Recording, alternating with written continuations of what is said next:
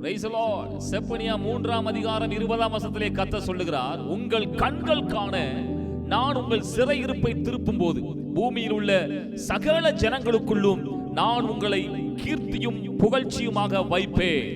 அருமையானவர்களே, சிறையிருப்பு என்று சொல்லும் பொழுது பாவத்தின் அடிமைத்தனம், வியாதிகள், கடன் சுமைகள், சமாதானம் இல்லாத வாழ்வு, பண நெருக்கடிகள், நெருக்கம், போராட்டம், துக்கம், வேதனை, நஷ்டம், கஷ்டம், இப்படி பல காரியங்களை சிறையிருப்பாக சொல்லிக் கொண்டே போகலாம். இப்படிப்பட்ட சிறையிருப்புகளை நம்முடைய ஆண்டவர் சொல்லுகிறார், நான் உன் சிறையிருப்பை திருப்புவேன். இப்படி திருப்பும் பொழுது பாருங்க, ஆண்டவர் சொல்லுகிறார், அநேக ஜனங்களுக்கு முன்பதாக உங்கள் வாழ்க்கை கீர்த்தியும் புகழ்ச்சியுமாக இருக்கும் என்று சொல்லுகிறார்.